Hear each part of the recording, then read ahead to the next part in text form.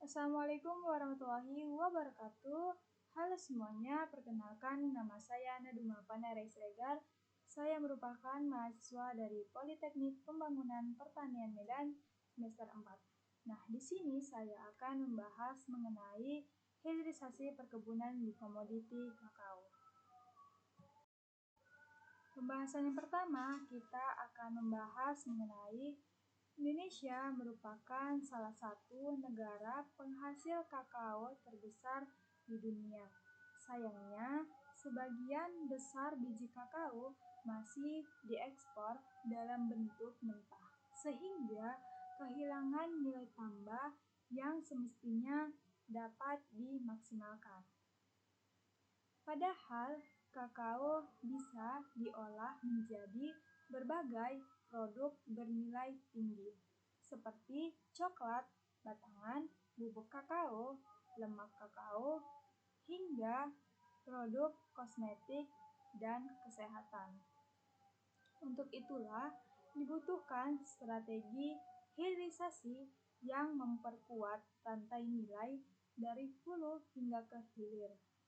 Nah, hilirisasi tidak hanya membawa manfaat ekonomi, tetapi juga berdampak sosial, yaitu membuka lapangan kerja dan memperkuat posisi petani dalam rantai pasok.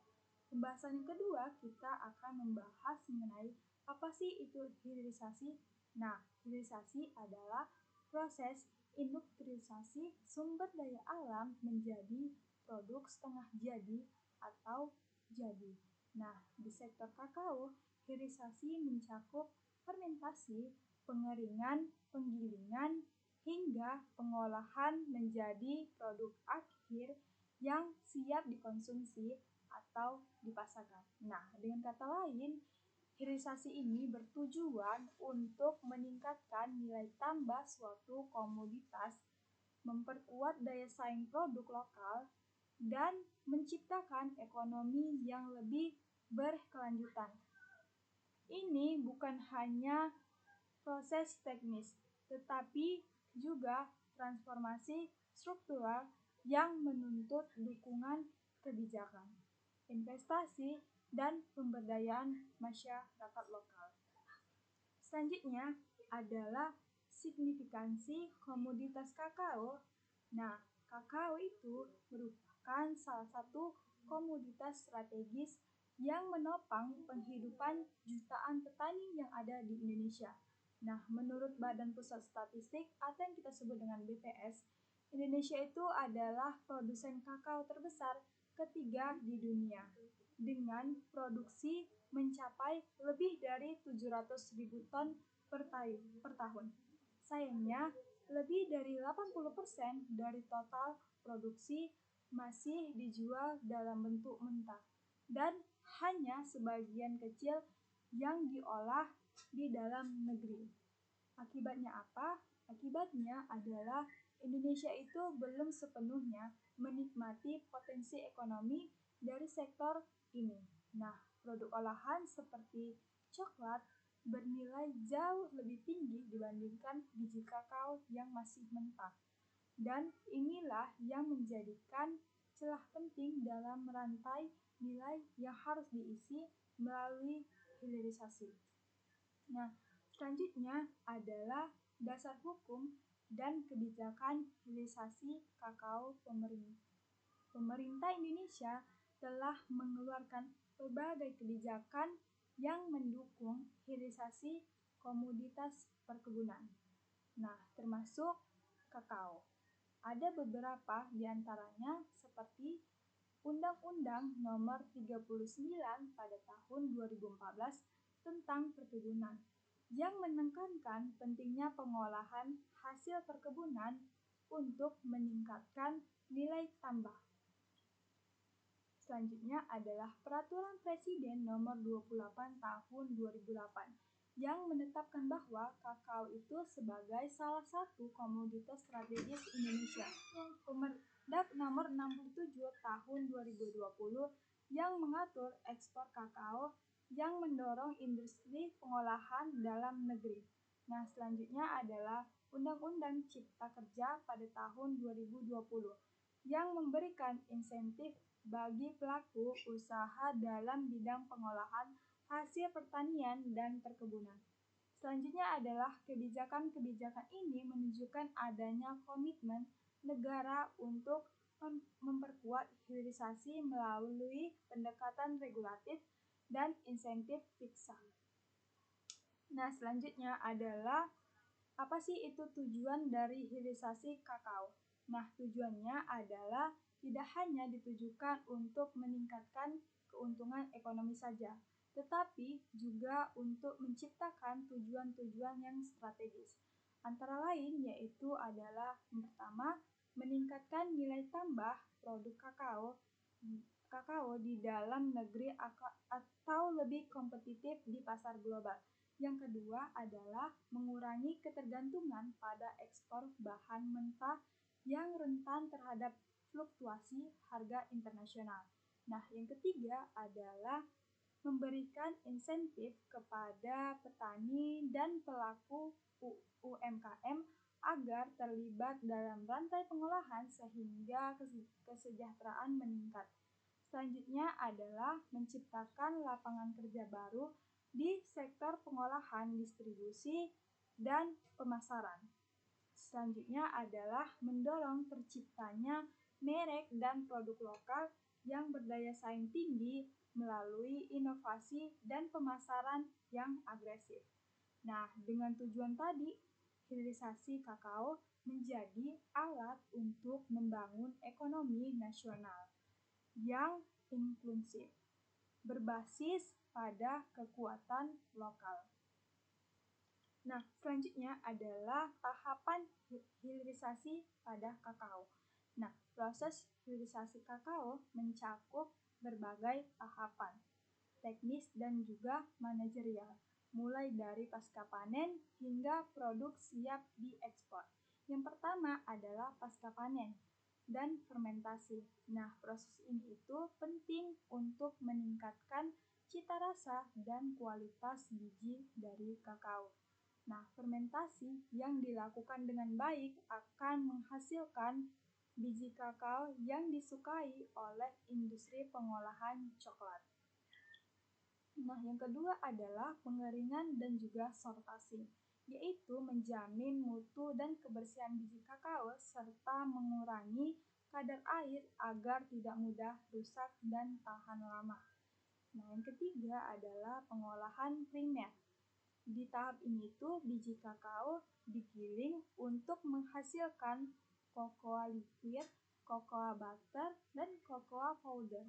Nah, produk-produk ini itu menjadi bahan dasar bagi industri makanan, minuman, dan kosmetik.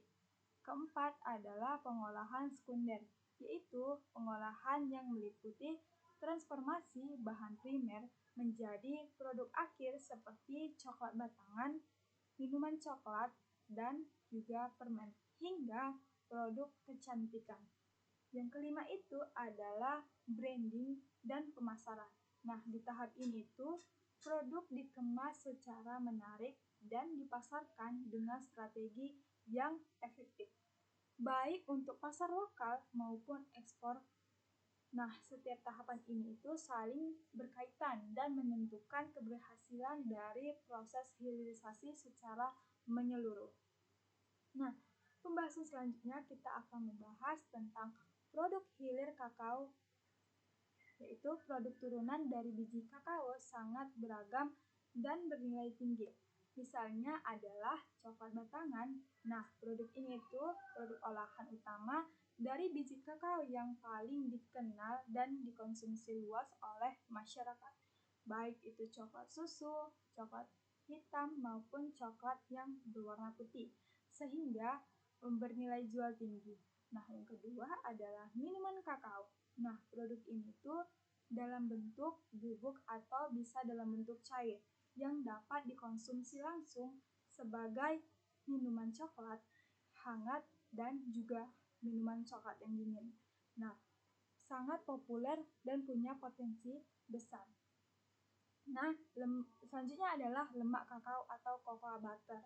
Nah, komponen ini itu penting dalam industri kosmetik, farmasi, dan juga makanan. Nah, digunakan dalam pembuatan lip balm, lotion, dan sabun, hingga obat-obatan. Selanjutnya adalah bubuk kakao. Nah, digunakan sebagai bahan baku makanan dan juga minuman olahan seperti kue, brownies, dan juga yang terakhir adalah es krim. Nah, selanjutnya adalah produk inovatif seperti masker wajah dan yang berbasis kakao, scrub tubuh, body lotion dengan aroma coklat, dan berbagai produk kecantikan alami lainnya. Diversifikasi produk ini memperluas pasar dan membuka peluang bagi UMKM untuk berinovasi. Nah, selanjutnya yaitu apa aja sih tantangan hilirisasi pada komoditi kakao di Indonesia? Nah, meski memiliki potensi yang besar, pelaksanaan hilirisasi ini masih menghadapi berbagai kendala yang saling terkait dan kompleks. Nah, pertama adalah infrastruktur minim di tingkat desa dan sentra produksi. Nah, banyak petani belum memiliki akses ke fasilitas fermentasi, pengeringan, maupun pengolahan lanjutan. Nah, hal ini itu memperlambat proses nilai tambah secara lokal. Selanjutnya adalah hambatan yang kedua, keterbatasan SDM terampil dan pengetahuan secara teknis. Sebagian besar petani belum dilatih untuk melakukan pengolahan pasca panen yang baik, seperti contohnya adalah fermentasi yang tepat atau teknik pengepasan yang modern. Selanjutnya adalah keterbatasan akses permodalan dan juga teknologi. Nah, peralatan ini itu untuk pengolahan kakao masih terlalu mahal dan lembaga keuangan itu belum sepenuhnya mendukung petani yang masih kecil dan skema kredit yang fleksibel. Selanjutnya adalah lemahnya jejaring pasar dan juga distribusi. Nah, produk olahan lokal ini sering tidak memiliki akses ke pasar retail modern atau ekspor karena kurangnya koneksi dan jaringan distribusi. Selanjutnya adalah ketergantungan pada ekspor mentah. Nah, karena lebih cepat dan lebih mudah, banyak eksportir itu lebih memilih menjual biji kakao mentah meskipun nilainya itu jauh lebih rendah. Untuk menjawab tantangan ini perlu adanya kolaborasi antara pemerintah, perguruan tinggi, industri, dan masyarakat sipil. Nah, selanjutnya adalah strategi mendorong hilirisasi kakao untuk menciptakan hilirisasi di Indonesia. Itu dibutuhkan strategi yang menyeluruh dan terintegrasi. Adalah penguatan kelembagaan petani, yaitu mendorong terbentuknya koperasi atau kelompok tani pengolahan kakao yang memiliki alat produksi dan kemampuan manajerial agar bisa naik kelas dari sekedar produsen mentah menjadi pelaku industri. Selanjutnya adalah pelatihan teknis dan kewirausahaan, yaitu diperlukan pelatihan berkelanjutan untuk meningkatkan keterampilan petani dan pelaku UMKM dalam mengolah, mengemas. Selanjutnya adalah penyediaan fasilitas dan juga peralatan skala kecil menengah, seperti pemerintah dan mitra pembangunan dapat menyediakan peralatan seperti untuk fermentasi, mesin untuk pengeringan, grinder, dan alat pengemasan untuk digunakan bersama.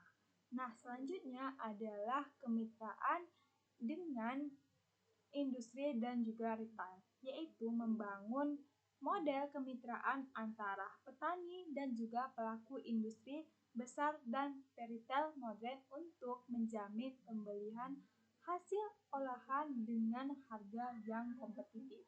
Nah, selanjutnya adalah pengolahan branding, digitalisasi, dan sertifikasi. Nah, produk kakao lokal perlu mendapatkan sertifikasi mutu, label halal, dan identitas geografis. Nah, dukungan promosi melalui platform digital dan e-commerce juga penting untuk memperluas pasar. Dengan menerapkan strategi ini, Indonesia dapat mewujudkan hilirisasi kakao yang inklusif, berkelanjutan, dan menguntungkan seluruh pelaku dalam rantai pasok. Nah, selanjutnya adalah peran kemandirian petani kakao melalui hilirisasi berbasis komunitas. Nah, hilirisasi tidak akan berarti tanpa adanya keterlibatan aktif para petani. Dalam konteks perkebunan, petani tidak boleh terus-menerus terjebak sebagai produsen bahan mentah. Nah, dengan nilai jual yang rendah, mereka harus didorong untuk naik kelas menjadi pelaku pengolahan atau pemilik usaha atau bahkan pencipta merek produk sendiri. Nah, transformasi ini penting agar nilai tambah dari komoditas kakao tidak hanya dinikmati oleh industri besar, melainkan juga lebih kepada pelaku utama di lapangan, yaitu petani itu sendiri. Nah, salah satu langkah konkret untuk mewujudkan hal tersebut adalah itu melalui pembentukan koperasi pengolahan kakao di tingkat desa atau kelompok tani. Nah, kelompok ini dapat mengelola proses fermentasi, pengeringan, hingga produksi olahan, yaitu seperti bubuk kakao, coklat batangan, atau minuman kakao siap dikonsumsi. Nah, selain itu juga pengembangan agroindustri, rumah tangga, dan UMKM kuliner kakao juga harus difasilitasi. Nah, banyak produk inovatif berbahan dasar kakao seperti brownies, truffle, coklat lokal, minuman yang sehat yang berpotensi menembus pasar domestik dan juga ekspor.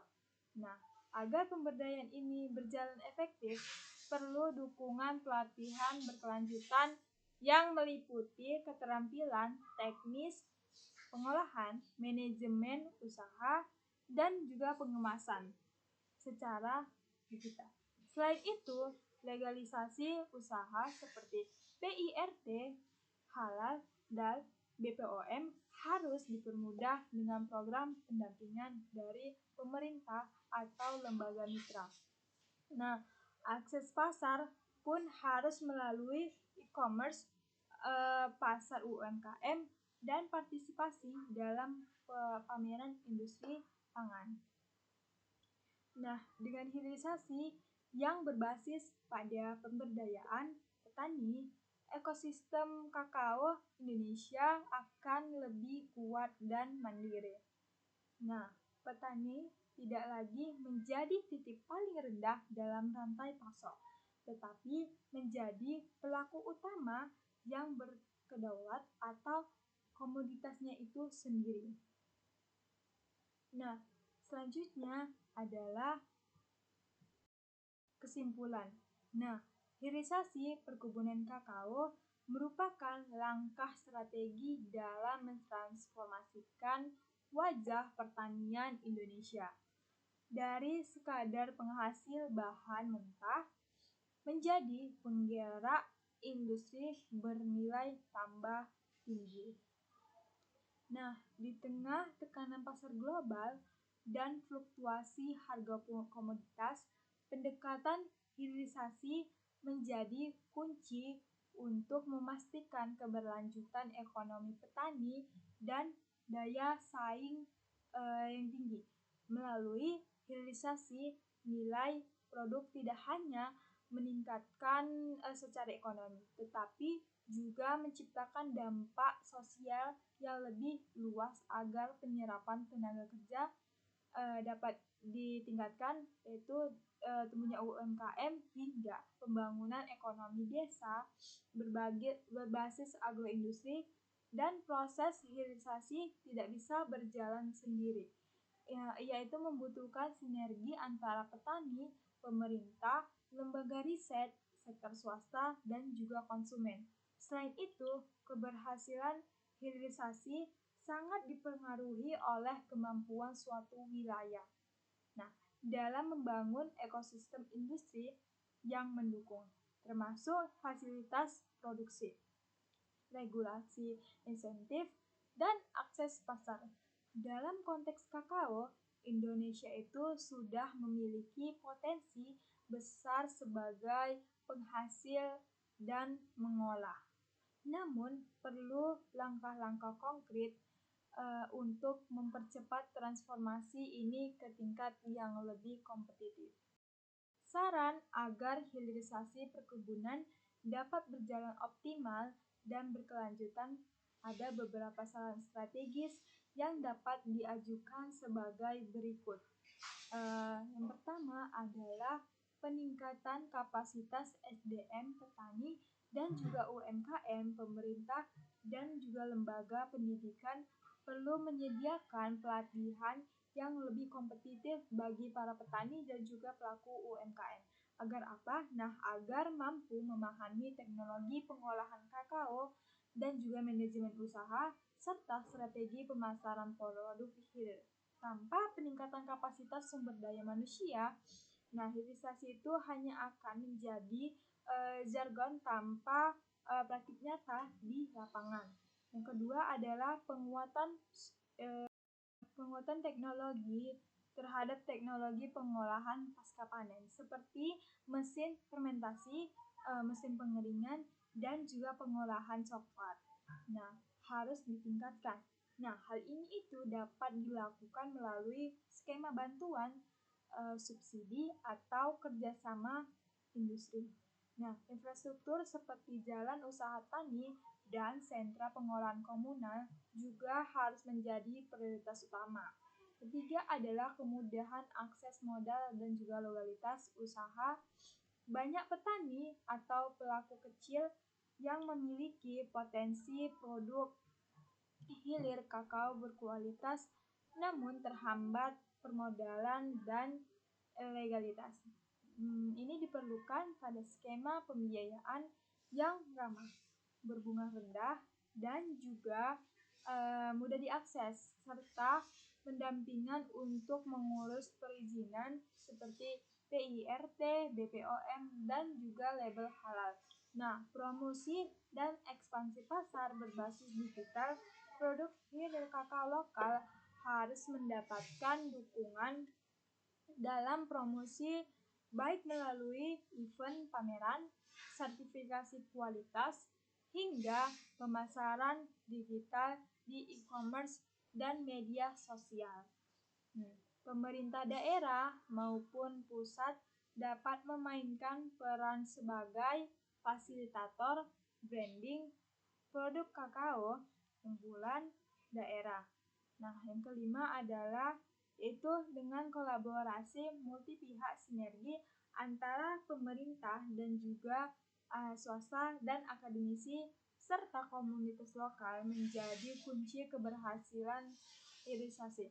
Nah, pemerintah ini berperan sebagai regulator dan fasilitator, akademisi sebagai penyedia riset dan informasi.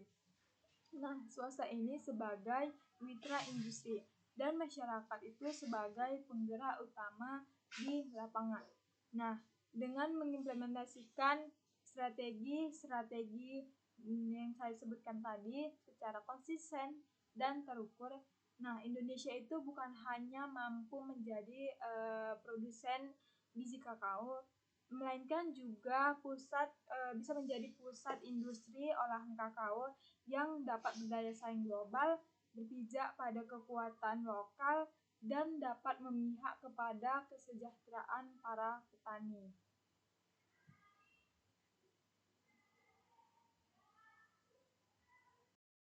Nah, Segitu saja video saya tentang hilirisasi perkebunan di komoditi kakao. Kurang lebih saya mohon maaf. Assalamualaikum warahmatullahi wabarakatuh. Terima kasih.